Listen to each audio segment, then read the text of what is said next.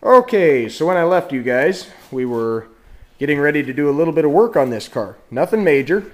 Hang on here a second. I'm going to close the hood.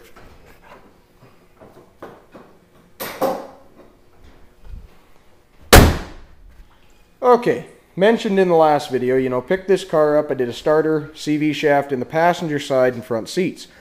Well, the CV shafts were clicking like a absolute son of a gun. This car didn't leave town for, the vast majority of its life. It's only got, at this point in time, 87,000 miles on it. But, and so a lot of cornering and stuff, which will tear up CV shafts a lot faster than just straight down the road highway driving. But it's still clicking, and so now I'm going to take the CV shaft that was in the other tempo, which was good, and I'm going to put it in the driver's side. So the intent with this video is to show you guys how to replace the CV shaft on the driver's side of an 89 Ford Tempo. So let's get on with it. Okay, so the first and most obvious thing that we have to do here is jack it up, remove the hubcap, and pull off the wheel.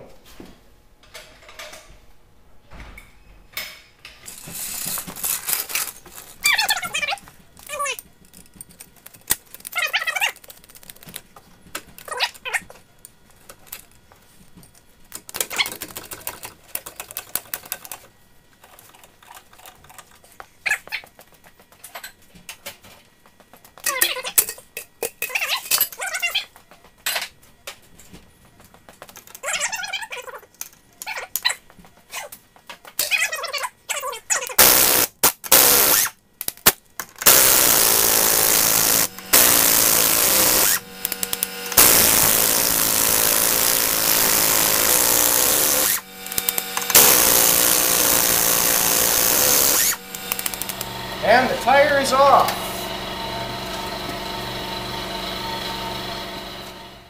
Okay, so the vast majority of this is really quite simple. You'll see here that there's some locking tabs that go into a little keyed slot there. What you want to do is you want to get your screwdriver up underneath those. This is really hard to do with one hand, so please don't mind me. But you want to get your screwdriver underneath that, and you want to pry it up. And any other that's down, like this one here,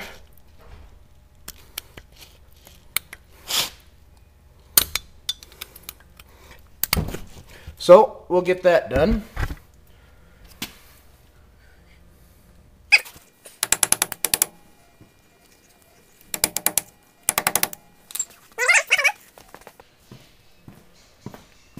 Now, something that I've always liked to do before I go taking a CV shaft off, you loosen this bolt first and foremost.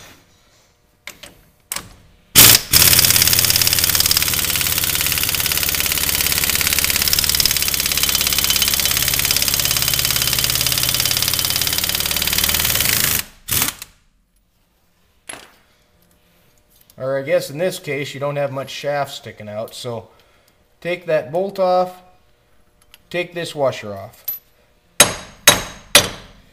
Now what I like to do, put that bolt back on so you can trace your threads behind you. Just a good idea. Don't tighten it up now.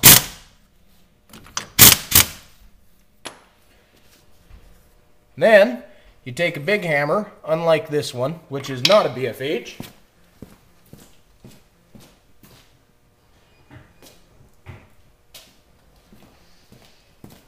And you want to tap on that end.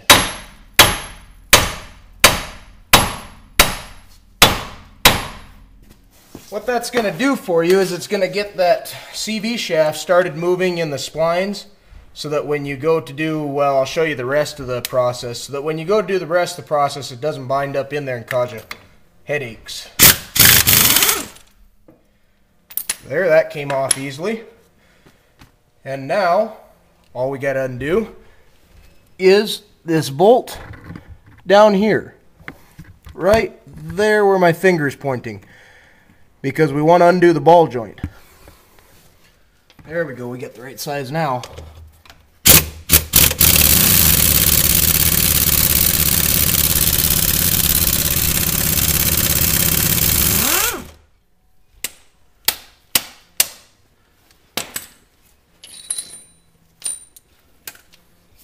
And then you just tap this bolt out from this side.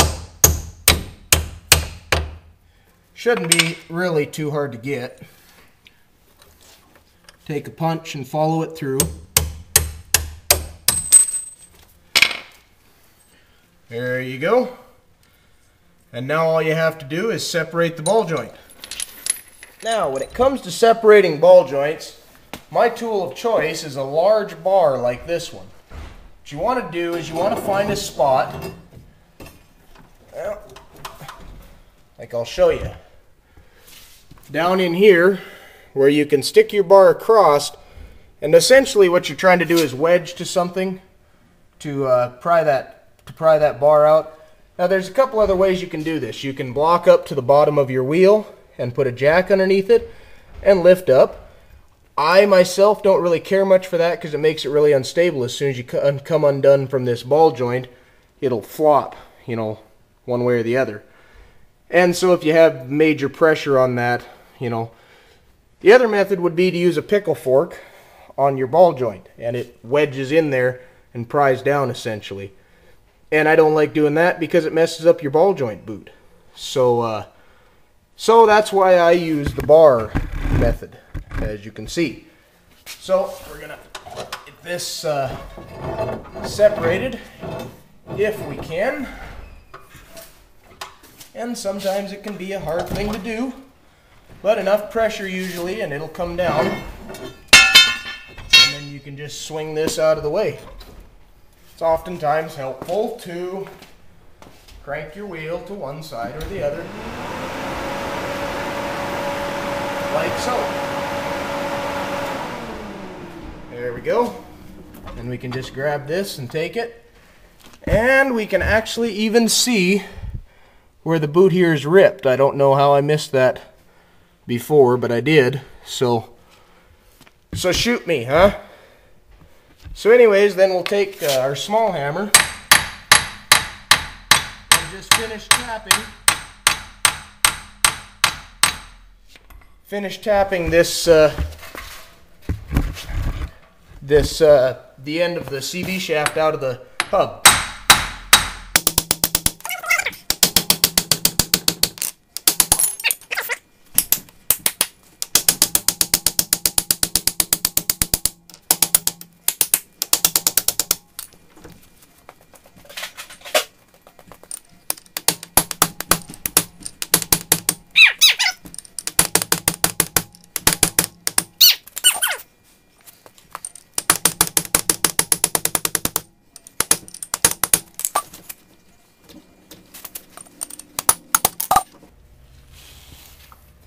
Okay, so now we've got that spline out of the hub. Sometimes that can be fairly difficult, as can the next part we got to do.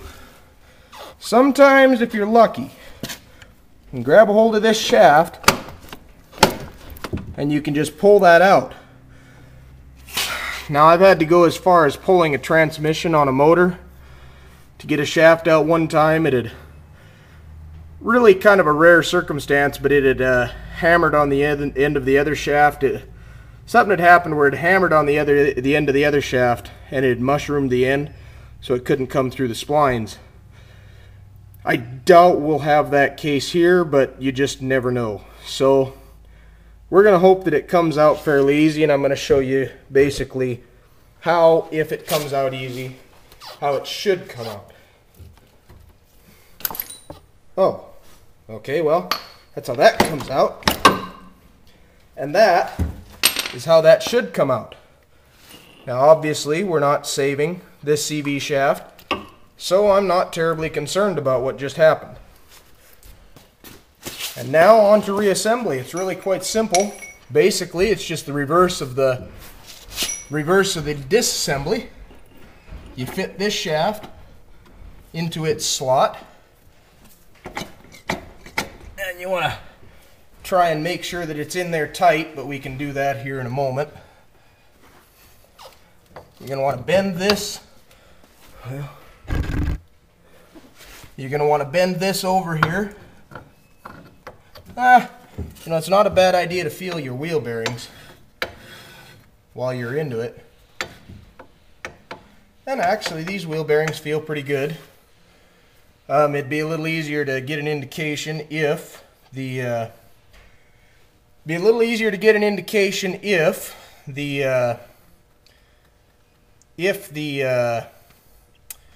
caliper wasn't on, but as it is, we'll take what we can get.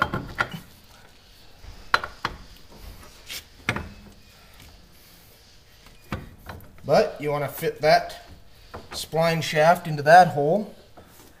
I would recommend, as hard as that came out, I would always recommend that you spray a little bit of lube in there, which I have not done, and I will do right now.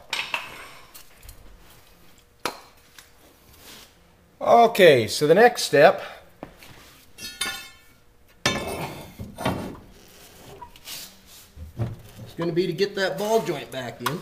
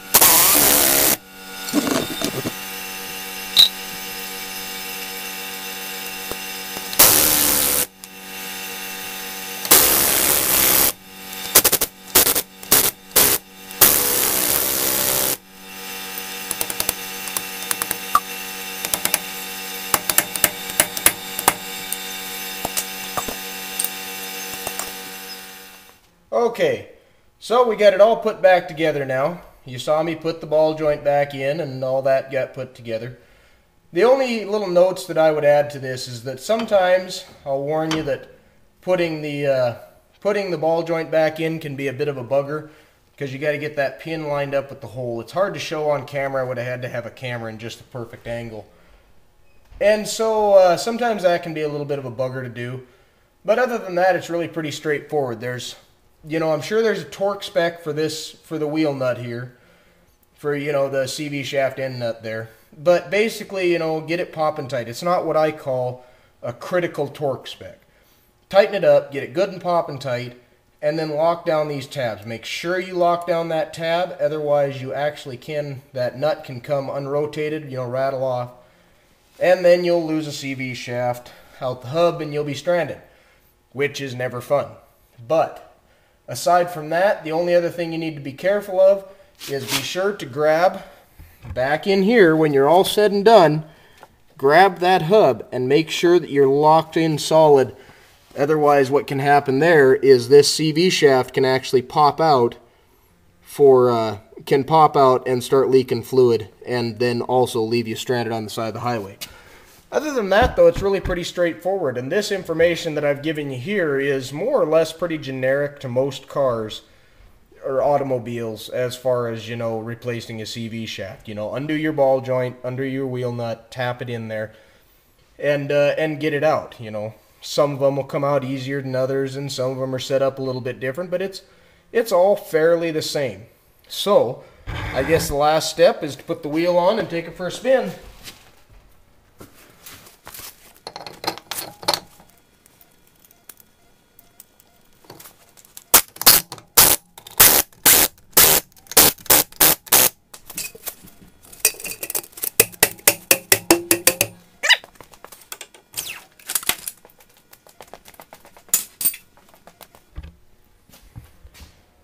Well, I hope that helped you guys out, any of you that were wondering how that was done. And as always, be sure to comment, rate, and be sure to subscribe. And we'll see you guys in another video.